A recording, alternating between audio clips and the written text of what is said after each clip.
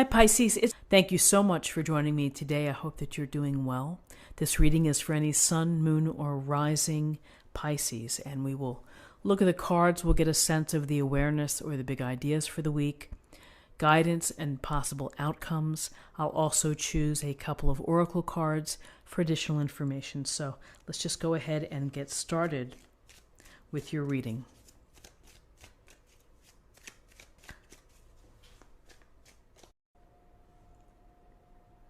Okay, let me get these centered up.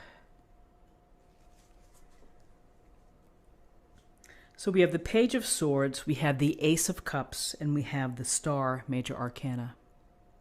So the Page of Swords, we see this page here standing, looking directly at someone or perhaps in some direction, has his sword ready in his hand. When we think of swords, we think of challenges, may think of obstacles.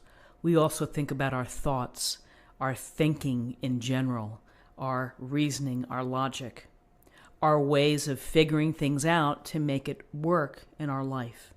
So this young page, who is youthful and who is learning a lot about life, very smart, has a strong wit, is looking to gain experience in using his intelligence in order to communicate, in order to understand challenging times, challenging issues, things that are not easy. So we always get a sense that there's this sense of waiting, of having to be ready for what's coming your way. And so how the energy of this Page of Swords would approach a problem, a setback, or just some type of dynamic in a relationship is that he's going to look for truth. He's going to look to communicate clearly based on the facts, based on what he knows. Again, I think when we see the Page of Swords, it's a sense of being ready to think, you're ready for yourself to think things through, to use your own smarts as you are entering in a situation, as you are existing within a situation, whether it's a family matter, a relationship matter, a work matter. We all have these little scenarios that kind of take grip. And so we have to think logically, how are we going to handle this? And so the page, instead of the emotional component, he's looking at the data. He's looking at the evidence as he moves along.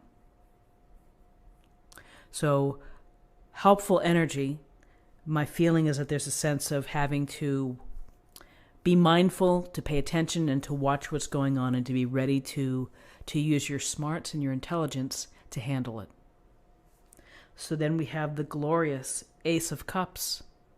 It's a beautiful card. It's a beautiful thought. Everything about the Ace of Cups is so wonderful to see. These gifts are blessings from the universe, where the universe is saying, here's an opportunity for you, for emotional happiness, for delight, for love in your life. It doesn't always have to be romantic love. It can be the love of a dear friend, a business partner, your family members, but it is telling you that your relationships are going to be good. Your health and your happiness is going to be wonderful.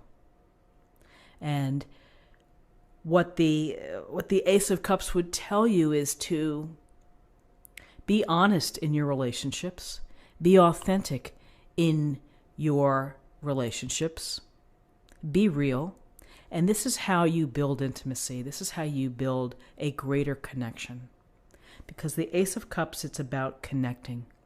It's about not shutting down your emotions, not keeping them inside, but to say, what's in your heart. I would also say with the Ace of Cups, of sharing your emotions, is that sometimes if things are not quite right, that you share them in a sympathetic or empathetic way. Again, it's the honesty of the conversation when you are able to honestly tell someone what's going on with you, and then they're sharing their part. That's the depth and the beauty of a successful and emotionally rewarding relationship. So the Ace of Cups, good health, the promise or the potential of delight in your life. For those that are single and looking to meet someone, this is a lovely card to have because it suggests that maybe you meet somebody, maybe there's an opportunity. Again, you have to put yourself in a place of opportunity. You have to meet people, you have to socialize, or you have to find another way to do it, if it's online or not. But an opportunity here to meet someone, to have a lovely, rewarding, and delightful experience. The other small part I would say that we always need to think about with the Ace of Cups is, in addition to the enhancing or the building of your relationships, expressing your emotions, caring for someone, is the love for yourself, is that you have to take care to have self-love. So honoring your own intentions, believing in yourself, having faith. And so I think it's a beautiful card to have next to the Star, because the Star is a card of healing. It's a card of allowing your emotional and your physical state to get better, to be in a more healing place, to be in sync again. So how do we do that? Well, we might need time to rest. We may need time to reflect. We may need time to meditate. And for some, you may need time to circulate, to be out, to meet people. That might restore your spirit. That may help self-love. So with the Star, the overriding idea with the Star for everyone is that the heavens and the stars above guide us along, and we look to the stars for inspiration, and we look to the stars for romantic feelings.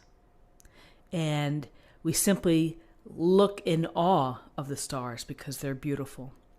And the stars' energy is beautiful because it's the idea to you is that no matter if times are challenging, or you have a setback, or you have a tower moment, the Star would tell you to don't lose faith, have optimism about your future, believe in your future, let the universe direct you, receive the messages, listen carefully, do your part of self-work.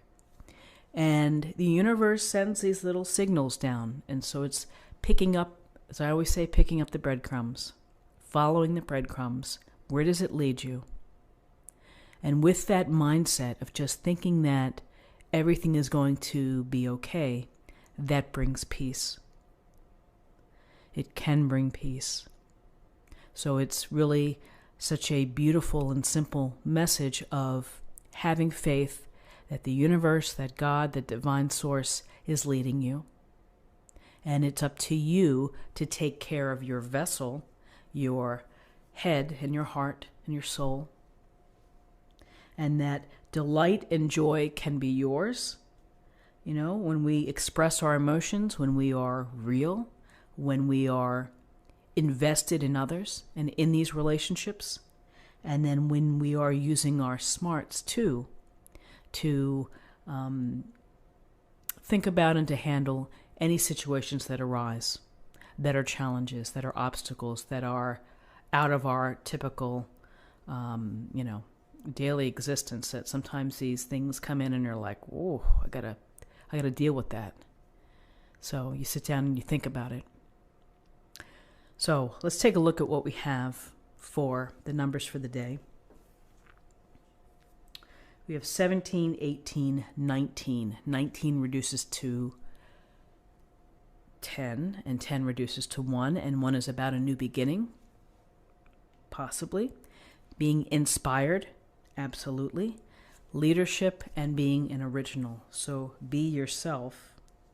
And then finally, let's choose an oracle card for an affirmation for the day.